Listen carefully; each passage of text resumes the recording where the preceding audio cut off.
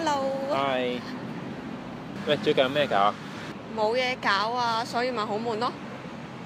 喂，我最近有個大計，大雞我想整一條特技微電影。特技微電影，聽落好似好犀利咁喎。係啊，但係我有個問題，問題有咩問題啊？我冇相機，冇相機啊？錄影機有啦啩？我都冇，我淨係得手機。淨係得手機啊？應該都可以啩。咁特技微電影要識得剪片㗎喎，你識唔識剪片啊？我 down 咗個 program 啊，俾你睇下。After Effects， After Effects，好專業㗎，你識唔識用啊？唔識。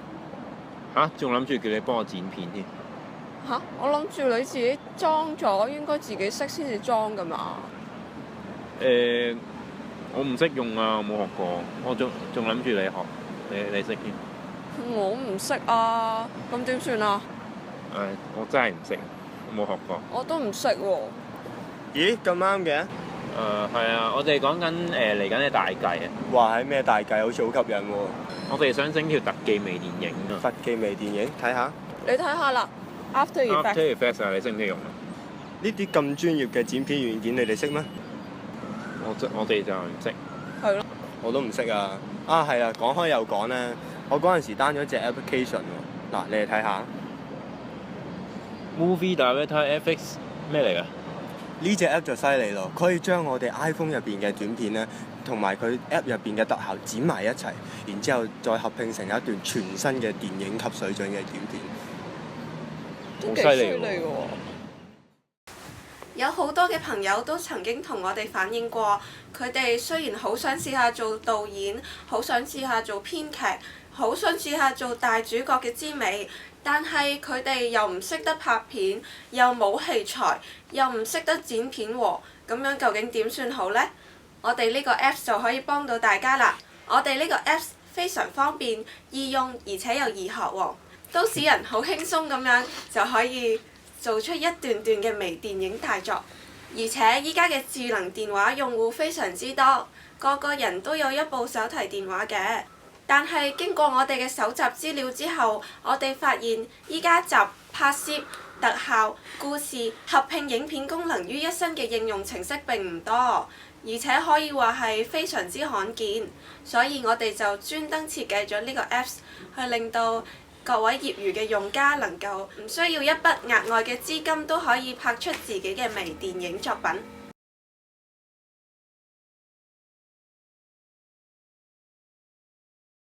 我哋嘅目標用戶主要係青少年同埋成年人呢啲新世代嘅智能手機用戶。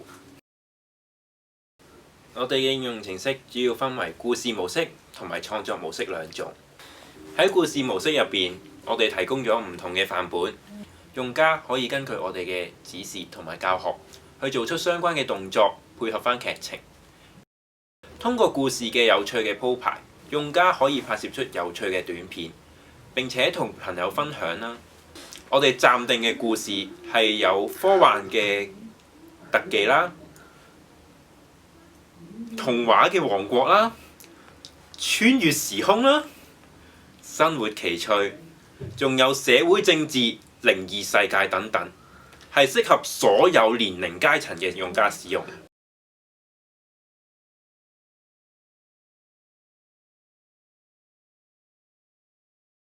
喺創作模式入邊，我哋會提供各種各樣唔同嘅特效，用家可以按照自己需要嘅嘢去拍攝，加入自己喜歡嘅效果之後，可以透過影片合成嘅功能，將唔同嘅鏡頭合拼為一段獨一無二、充滿住自己風格嘅影片，隨時隨地咁創作做一段段微電影大作。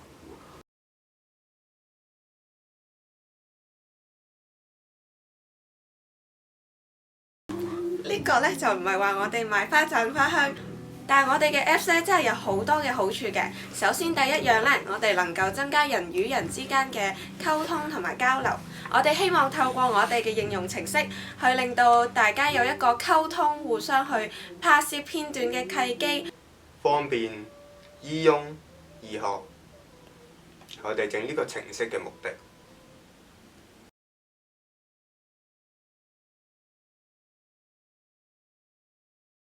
喺技術方面，我哋現階段主要製作咗 iOS 嘅版本，當中主要應用咗 AV Foundation Framework 嘅技術進行影片合成。喺每個片段拍攝完成之後，進行特效合成，並且所有片段合成為一段微電影。另外，我哋亦都應用咗 UI Image Picker Controller、Media Player Framework、SS Library 等等嘅技術去製作呢個應用程式，作為拍片、播片同埋管理文檔之用㗎。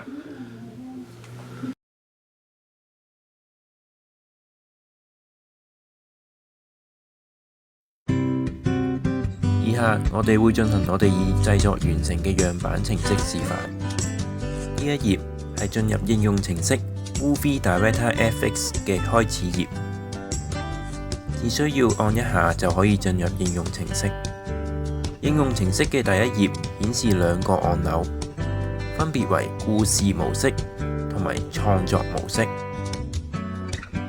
現階段我哋暫時完成咗故事模式嘅樣板，就等我哋先睇睇故事模式究竟係點樣啦。進入故事模式，我哋可以見到有唔同嘅片段，用家可以喺呢一頁選擇片段嚟拍攝。就等我哋嘗試拍攝呢一個片段啦。依家我哋進入咗準備拍攝嘅頁面，呢一頁會顯示合成特效嘅預覽。等用家拍攝嘅時候，遷就一下角度，配合返合成出嚟嘅特效。另外，呢一頁亦都會顯示返一啲拍攝嘅提示同埋片段嘅長度，教導用家點樣去拍攝完美嘅畫面。我哋喺呢一頁按下 Start 嘅按鈕，就會進入拍攝嘅界面，並開啟手機嘅鏡頭進行拍攝。用家可以按下紅色嘅按鈕就可以開始拍攝。應用程式會喺錄取到足夠長度嘅影片之後，自動停止拍攝，並且關閉相機。我哋只係需要按下 Render 嘅按鈕，應用程式就會開始進行影片嘅合成。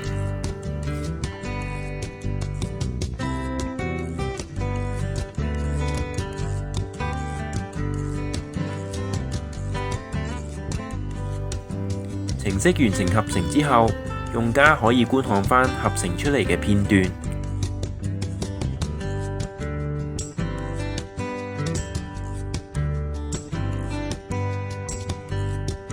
或者按下燈，返回選擇片段嘅頁面。用家亦都可以按下右上角，查看返之前拍落嚟嘅片段。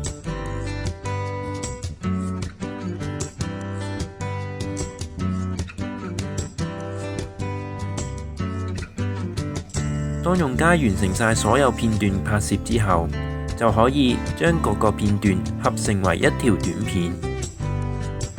呢一個故事係關於外星人侵略地球，外星人同埋人類之間嘅激烈戰鬥。而家就等我哋欣賞一下呢一個故事嘅示範影片。